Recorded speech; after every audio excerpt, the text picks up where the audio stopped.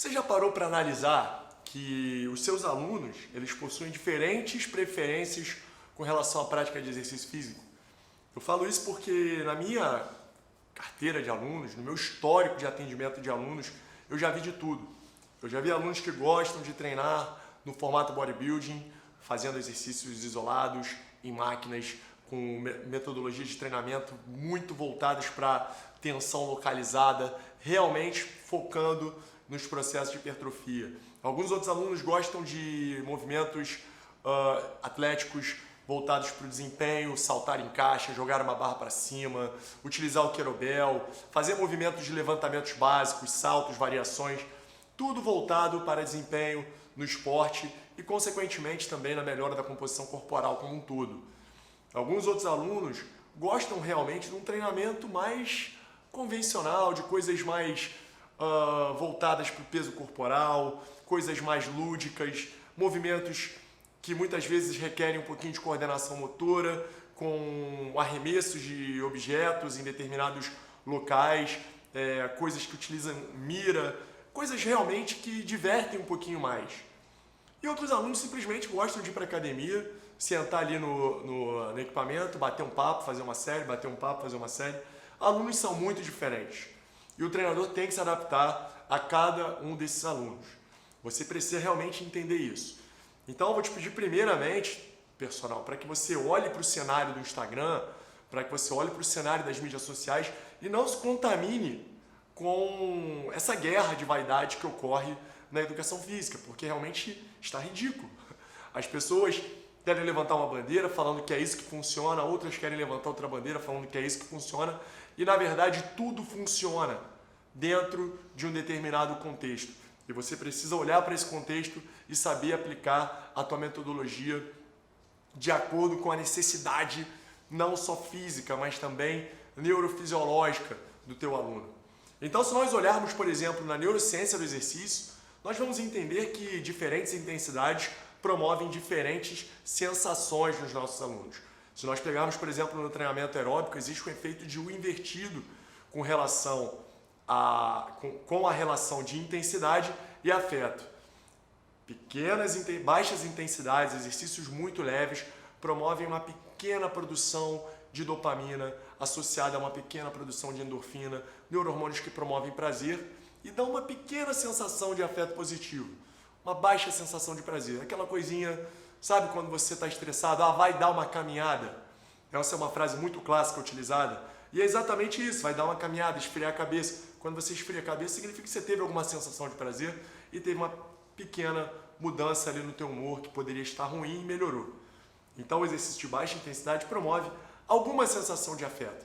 Na medida que nós vamos aumentando a intensidade do exercício aeróbico, e quando a gente chega a aproximadamente 60% da frequência cardíaca de reserva, nós chegamos no auge da sensação de prazer dos indivíduos. As pessoas passam a sentir realmente uma percepção de que, nossa, coisa maravilhosa, aquela coisa do efeito bem-estar do exercício físico. Aproximadamente em 60% da frequência cardíaca de reserva. Se você botar o teu aluno em cima de uma esteira e pedir para ele, faz na intensidade que você quiser fazer, a grande maioria das pessoas vai direcionar para essa faixa de frequência cardíaca de reserva, 60%. Na medida que nós vamos passando dessa intensidade, chegando a intensidades mais elevadas, em treinamentos intervalados, treinamento HIIT, a sensação de prazer vira desprazer durante o exercício. Você começa a aumentar exponencialmente a produção de cortisol, isso afeta diretamente os núcleos da amígdala, né? Você trabalhando acima do limiar de lactato, produzindo muito lactato, você produz cortisol, produzindo muito cortisol, você aumenta a atividade na amígdala, que é o centro afetivo dos mamíferos, uma região que, quando hiperativa, nos dá uma sensação de desprazer. E nessas horas, nós separamos os meninos dos homens. Algumas pessoas não conseguem suportar essa intensidade e não gostam, e desistem, e não querem continuar. Criam desprazer, na memória inconsciente, no dia seguinte tem uma sensação, não estou afim de fazer isso. As pessoas não querem fazer, não querem repetir. Na memória afetiva fica uma percepção de afastamento daquela modalidade de exercício. No entanto, algumas outras pessoas, ao invés de sentirem desprazeres com aquela sensação com aquela intensidade de exercício físico, Essas pessoas elas têm metas muito claras na mente delas, são pessoas que normalmente se garantem mais quando falam de atividade física, desenvolveram ao longo das suas vidas, ou por prática desportiva, muita vivência no esporte, ou porque em algum momento ganhou um campeonato de jiu-jitsu, foi aclamado, a garota que ele era apaixonado estava vendo, e aquela vitória no esporte fez com que ele conseguisse uma grande recompensa na vida dele, que foi uma namorada. Criaram crenças empoderadoras. Por algum motivo na vida, algumas pessoas desenvolvem crenças de que, nossa, treinar no limite vai me fazer alcançar grandes resultados na vida. E essas pessoas acabam gostando das altas intensidades. E basicamente, isso faz com que essas pessoas tenham prazeres em maiores intensidades, não porque o lactato aumentou o cortisol, não, pelo simples fato de que cognitivamente existe uma produção de dopamina em algumas regiões do cérebro que geram prazer porque o indivíduo está alcançando determinadas metas. Então você tendo essa leitura, você consegue entender quando colocar altas intensidades, quando colocar baixas intensidades. Isso serve também para a complexidade dos exercícios que o indivíduo vai executar. Quando você pode botar alguém para fazer uma barra para cima e quando você tem que limitar o indivíduo a simplesmente fazer um agachamento.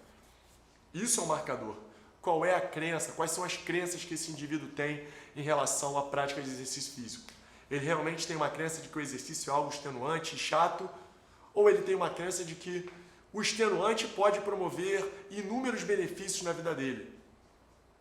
E aí você tem a possibilidade de manipular os exercícios de acordo com o status psicológico do seu aluno. Mas você não deve se acomodar, porque aquele mesmo indivíduo que tem crenças negativas com relação ao exercício físico, na medida que você vai promovendo pequenas boas experiências para ele, você vai revertendo essas crenças e fazendo com que ele, aos poucos, vá mudando o mindset dele e criando uma maior capacidade de suportar maiores intensidades de exercícios físicos e maiores complexidades também. Então, treinador, entenda o seguinte: o teu aluno, ele gosta de uma determinada faixa de intensidade de exercício e de uma determinada modalidade de exercício físico. Se nós formos na literatura, por exemplo, olharmos um estudo de Carraro e colaboradores do ano de 2018, onde ele compara as respostas afetivas do exercício com peso livre e as respostas afetivas dos exercícios em máquinas, nós vamos ver que, apesar do exercício físico promover, na mesma faixa de RM, percentualmente falando, apesar do exercício físico promover uma maior percepção de esforço, o exercício físico com peso livre também promove uma melhor resposta afetiva. As pessoas que ficam mais cansadas ao mesmo tempo gostam mais. Por quê? Porque existem aspectos cognitivos. Talvez o fato do indivíduo ter uma experiência autotélica, uma experiência dele com ele mesmo, uma experiência com o corpo dele, ver que o corpo dele consegue abaixar e levantar, ver que o corpo dele consegue girar, ver que o corpo dele consegue se equilibrar. Ou seja, com peso livre, existe uma maior exigência de atenção por parte do indivíduo para que o peso não caia, para que ele não se desequilibre. E esse aumento na exigência de atenção aumenta também a produção de dopamina, pois a dopamina faz com que o indivíduo tenha uma maior atenção no ambiente, naquilo que ele está fazendo, e ao mesmo tempo promove prazer. Então, ter essa leitura é muito importante. Mas o que nós vemos, o estudo de Harris e colaboradores, onde ele mensura o estado de flow de indivíduos fazendo atividades desafiadoras, verificou que atividades, quando são excessivamente complexas, ao invés de promoverem um aumento de dopamina e sensação de prazer, promovem um aumento de cortisol e uma sensação de desprazer. Aquele indivíduo começa a ficar ansioso pelo fato de não estar conseguindo fazer aquela atividade. Então é muito importante nós irmos dando as demandas gradativamente, paulatinamente, fazendo com que o nosso aluno vá se adaptando, tomando gosto da coisa e aumentando a intensidade e complexidade dos exercícios por promover crenças empoderadoras relacionadas ao exercício físico. Personal, não caia na furada de achar que só existe uma modalidade de treinamento que funciona.